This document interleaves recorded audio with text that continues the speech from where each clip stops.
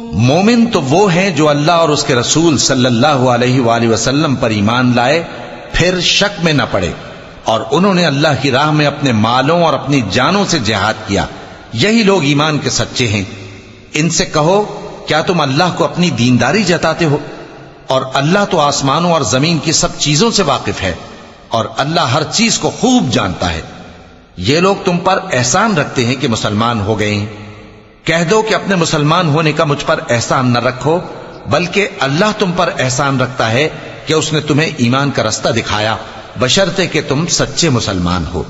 بے شک اللہ آسمانوں اور زمین کی پوشیدہ باتوں کو جانتا ہے اور جو کچھ تم کرتے ہو اسے دیکھتا ہے۔ اور جن لوگوں نے اپنے دین کو کھیل اور تماشا بنا رکھا ہے اور دنیا کی زندگی نے ان کو دھوکے میں ڈال رکھا ہے، ان سے کچھ کام نہ رکھو۔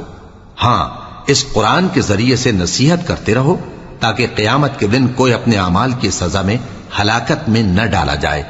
اس روز اللہ کے سوا نہ تو کوئی اس کا دوست ہوگا اور نہ سفارش کرنے والا، اور اگر وہ ہر چیز جو روئے زمین پر ہے بطور معاوضہ دینا چاہے تو وہ اس سے قبول نہ ہو۔